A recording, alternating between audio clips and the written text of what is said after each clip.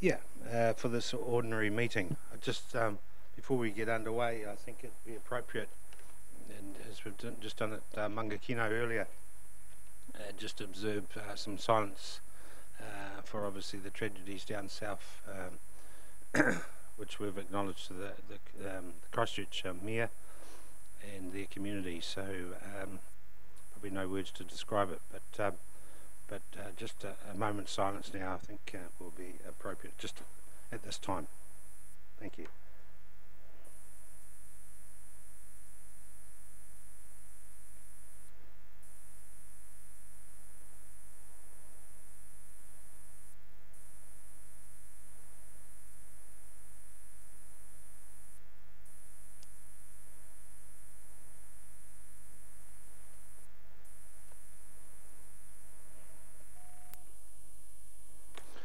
Thank you. Right, Councillor Kingy, would you be able to just give us a blessing to get us underway? Thank you. Thank you very much. Councillor Kingy.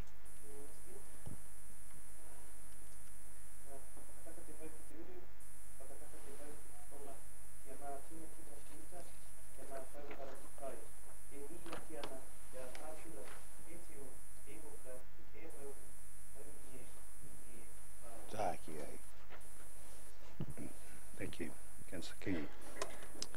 Okay, item 1 on the agenda this afternoon. We're live streaming, are we, Elisa? Yep. So we're live streaming, and welcome to members of the public out there, wherever you may be. Just remind the councillors to have their microphones on and speak nice and loudly. Thank you. Item 1 is apologies. I have here Councillor Roseanne Jollins and Councillor Kirsty Truman, and I presume Councillor Christine. I just can't record. Does she did? Okay, cool. Councillor Christine Rankin. Could I have a mover, please, for those? Apologies. Thank you. Councillor Hickling, seconded by Councillor Williamson. All those in favour, please say aye. It's against. Carried. Any conflicts of interest that are pertaining to today's items? No. Okay. There's no confirmation of minutes to previous ones to this, so that's good. So we go to item 4.1, which is adoption of supporting information for the consultation document for the amendment of the long-term plan 2018 to 2028. And we have Mr. Hadley Taddle in front of us, the policy manager for this area of the business. Hadley. Thank you. Good afternoon, everyone. So there's 2 items on the agenda for today. The first one obviously is to adopt the supporting information that sits in behind the consultation document that you'll be adopting in item 4.2. Legislation obviously requires us to get you to adopt the supporting information first before you adopt the consultation document. So the items that are listed there are items that you have been involved with up until, well, throughout the workshop and decision-making process up until now. It has gone through the audit process. Our auditors have seen those documents, and that has led us to create and develop the consultation document, which is on the agenda. So essentially, unless there's any questions, we'll take that item as read, and then we can move on to the next section.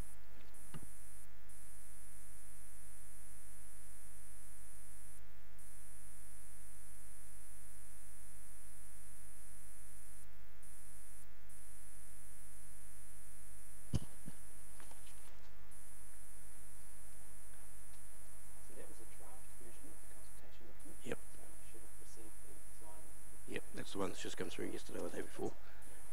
if that's the case, Mr. Chairman, just as a matter of interest, and I may well be out of touch, but that doesn't matter. There were some comments about the parking in Taupo Street. Here we go. It talks about the car parks that are going to go. Second paragraph down, it says the impact from council staff. This is because most of our staff who would be housed in the new administration building are currently located in offices in the town centre. Further down the page, the disadvantage are people who currently use the Taupo Street car park for all-day parking would need to find a new place to park. Isn't that what the 80 car parks are going to do? Effectively, this is saying staff are parking all around town at the moment, so I would assume that seems to be a bit of a contradiction. I would assume that so that the 80 car parks would be part of that. I just need to confirm, just from your check, has that flowed through into the final version you received yesterday? I can have a look at that now. I just don't have that version in front of me, I'm afraid. I'd have to go through page by page, but I could do that. I guess in macro terms, though, the 80, I don't think it is inconsistent, because the 80 car parks, which replace the all-day car parks, is what's been built over, and then the statement about the council staff parking there already is absolutely correct, because we all are. So it's about replacing what we lose because we've got building over the top of them, rather than additional people in the town centre. It's the 80 on the 2 Taupo Street, but we're replacing them. Actually, it's less than that. Less than about 55 or 60 that we lose. 60. 55 we displace. Yep. We're adding 80. Bearing in mind we need to take some account for some pool cars and so on that council have. But I think what it basically means, councillor, is that they won't be able to park where they currently park if that's where they currently park, and that's the option that we end up building on. But they'll be able to park close by, so within a block or two there will be parking provided. Thank you, Mr. Chairman. One of the other comments was made in regards was the regional council maybe becoming part of the building.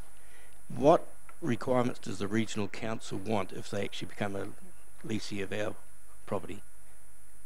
I.e. access for their cars, a whole host of things, as most of them work off-site. So we haven't got to that level of design, because that is detailed design once you decide where it's going to be, and that would be part of that detail basically. So we've had very high level discussions with the region about their willingness to be part of the discussion, and they've indicated that they would like to, but obviously that is again subject to detailed design and a commercial negotiation that we'd have with them at that time. And finally, has any discussions been held with those who we lease buildings from at the moment? Yes, we've had discussions, not I don't believe with all of the landlords, but we've had discussions with several of them, because several of them are also are keen to put in proposals for us.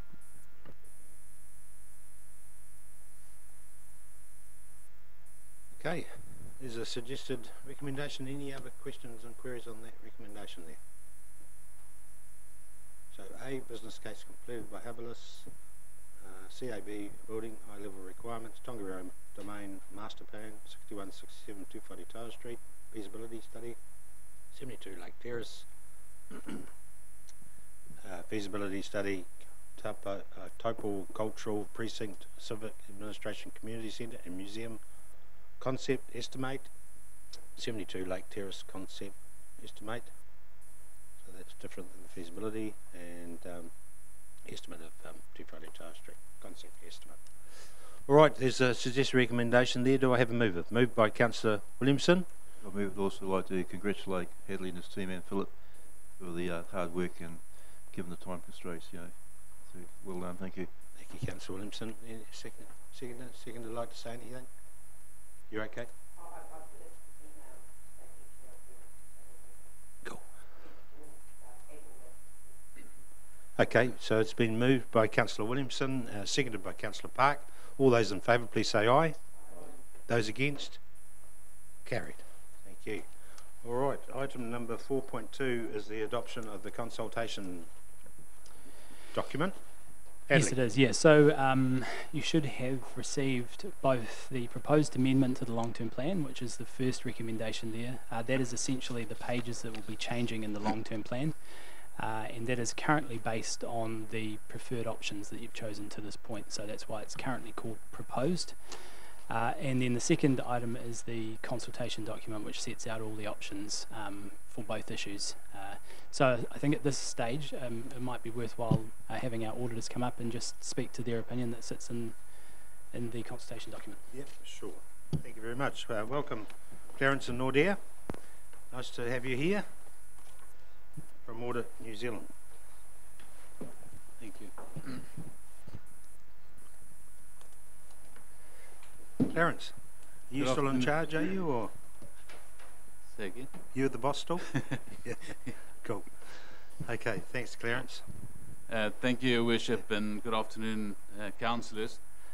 I'm here today to present my unmodified audit opinion on the proposed amendment of your 10-year plan. So I'm responsible for reporting on the consultation document as required by Section 93D of the Local Government Act. So you are proposing to amend your long-term plan by including the council administration building with in-berm parking in Tufaratoya Street. Also included in the consultation document are options in relation to a proposed new museum. Council's preferred option is to not go with a new museum, but it's one of the options. So, in my opinion, the information in the consultation document provides an effective basis for public participation in Council's decisions about the proposed amendment. This is because the consultation document fairly represents the reasons for and implications of the proposed amendment, and it identifies and explains the main issues and choices facing Council and the district, and the information and assumptions underlying the information in the consultation document are reasonable. So from a high level, we first of all looked at your consultation document. In your consultation document itself, that's the nice marked up version, we ensured that it complies with the relevant provisions in the Local Government Act. We also ensured that the disclosures are consistent with your financial strategy and your infrastructure strategy, as well as it's consistent with your other underlying information that's been adopted previously. We also looked at your financial strategy and financial model, and overall there was no significant changes to your original strategy that you adopted with the long-term plan. So we concluded that it's still prudent the way that you fund your fund your debt and the proposed capital expenditure. There was no changes to your infrastructure strategy, and your assumptions underlying the preparation of this is still applicable, is good for this council, and it's in line with the previous assumptions used in the preparation of your long-term plan. We looked at your performance framework, and we concluded that there was no major changes in your performance framework, so that is still remained unchanged, and therefore we're happy with that. And I'll just get Nadia to talk quickly about the process, and then just looking forward as well. Thanks, Clarence. Thanks, Nadia. Yes, we met with the mayor and the management during December to discuss the audit process for preparing the CD. Subsequent to this meeting, the preferred option of the council changed, and during the audit of the draft CD document, the museum was added as an additional consultation issue, together with the option to include the underground car park for the council's preferred site to have the new building. The audit team and staff worked very well during this process in tight timelines to ensure that all the changes has been given effect to. Going forward, we will complete our audit of the amendment by considering any changes that may follow from the consultation process as stated in the CD. This will happen early in June.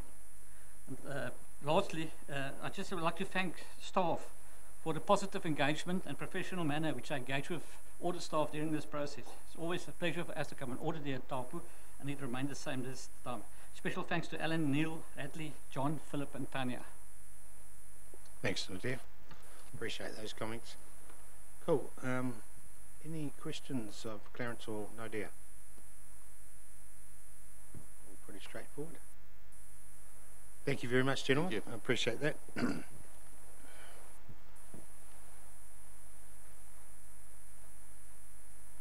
Right. Hadley, anything else to talk about the document? Sorry, nothing further to add other than what's in the item and obviously the two documents that you received. So. Sure. So do we have any questions on the document? Councillor Hickling.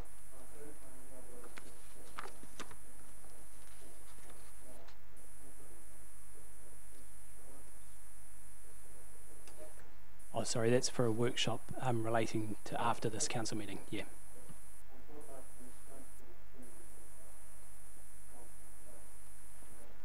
No.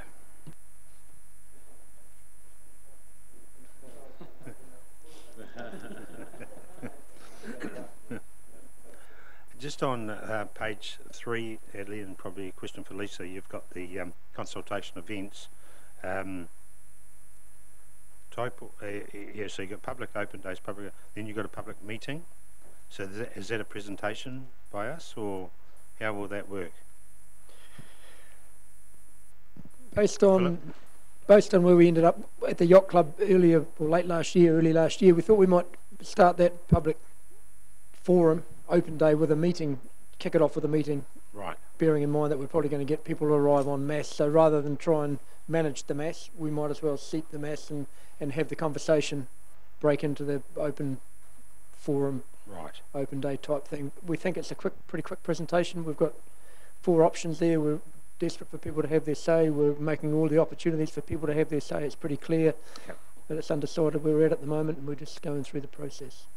Okay. Because it's what we sort of thought was if we presented, but then try not to have the question and answer thing, because it's actually a submission process. People need to put that in, and so we can break off, and if they want clarification, etc., we can have that. But having the public meeting thing, it's people want to be able to give their feedback right there. Well, it's actually the submission process is the place they need to be able to channel that. But having a presentation is something which I think will be valuable for them. Yeah, sure. So we need to probably have someone that can articulate that to them. Yeah, sure. Lovely. Okay, any other questions? Councillor Boddy. I've got a question, and I'm just wondering how it's arisen. It's on page 4 of the document, but page 16 in our long-term plan. In the graphs that are shown in the long-term plan, particularly in 2021, we had water at under 12 million. In the document going out, it's in excess of 12 million. And if we go to 27-28 in the long-term plan, the water is below 8 million, yet it seems to have increased or decreased in the document going out for consultation. Is there a reason for that?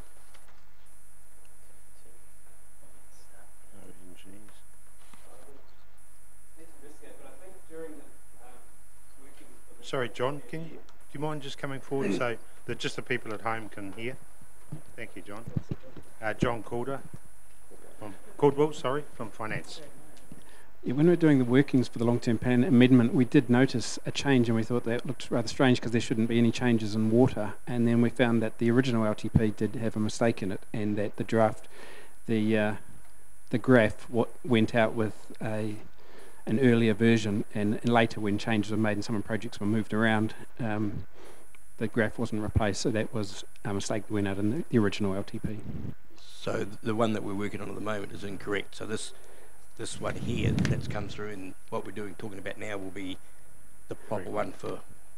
Yeah, the LTP amendment is now correct. It's the latest versions of all the different expenditure.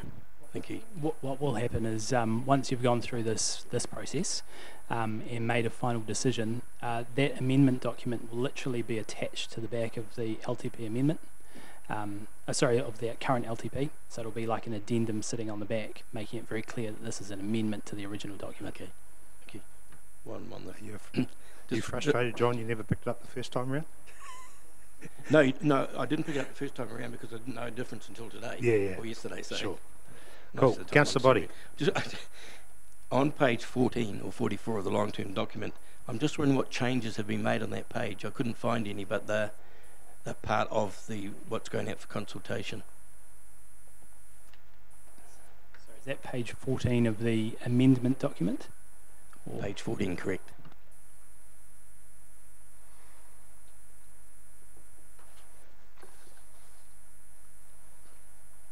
It seemed to be the same that's in the existing long-term plan.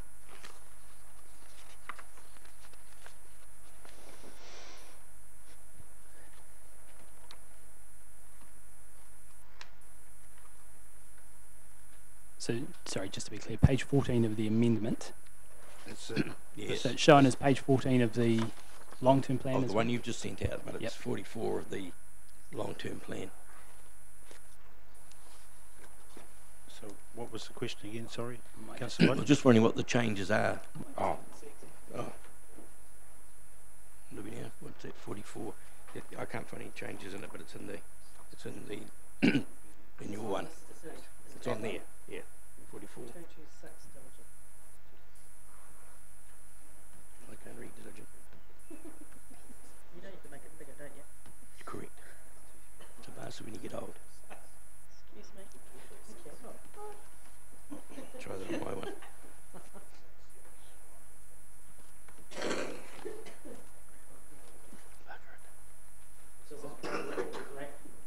no, I'm referring to the figures themselves. If you remember, I raised the question of having 2 years at 300,000 when mine was 256, not 300. So I couldn't find any changes that related to that. And transport. Okay. Okay.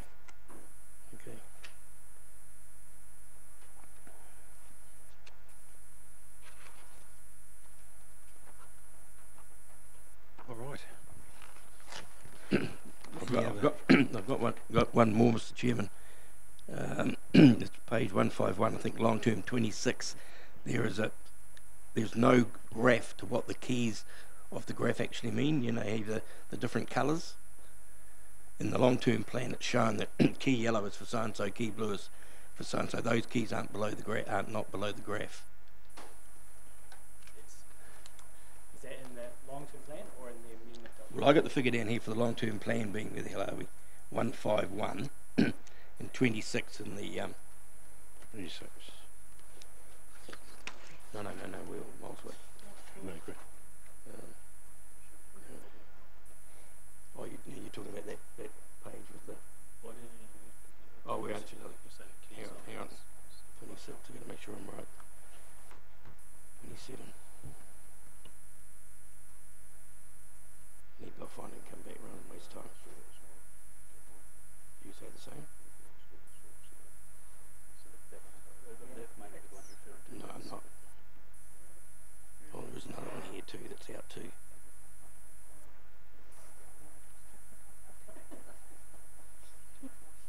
I'll come back. Yeah, I wonder whether we just grab those comments come back. we've got and we'll just double check to make sure. Okay, we've got yep. All right. Any other questions There was one more when I find it. or queries on the proposed amendment and the consultation document? The only further thing that I'll add is that Yes. consultation's taking place from the 2nd of April till the 3rd of May. So during that time, it is hoped that we will provide you with weekly updates of the submissions at a high level as they're coming in, just so you've got a feel for where they're all at. And then hearings are set down for the week beginning what's Tuesday the 4th of June, Monday being Queen's birthday, Monday holiday. So depending on the number of submitters that wish to be heard, they'll begin on that Tuesday. Right. And we'll just see how that week pans out. Okay, cool. All right, and we certainly encourage everyone to get involved. Okay. Maggie, did you want to say something? No? All right. Okay, suggested recommendation there. The Council adopts the proposed amendment to the long-term plan 2018-28. And number 2, the Council adopts the consultation document for the amendment of the long-term plan for consultation in accordance with section 93A1A of the Local Government Act 2002. Do I have a mover, please? Moved by Councillor Stewart, thank you very much, and seconded by Councillor Park. Yep, sure. All right, would you like to speak to that recommendation, if you like, Councillor Stewart? Yes, I'd just really like to encourage everybody to really get involved. No decisions have been made, and it's going to be an amazing process that we'd really, really encourage you to be there. Thank you, staff, for all you've done. It's been awesome. And it's a really good thing going forward, and I'm really looking forward to the whole process. Cool. Thank you, Councillor Stewart. Okay, it's been moved and seconded. All those in favour, please say aye. Who's against? Carried. Thank you very much. Right, no confidential business, so that's it. So meeting closed. Thank you very much.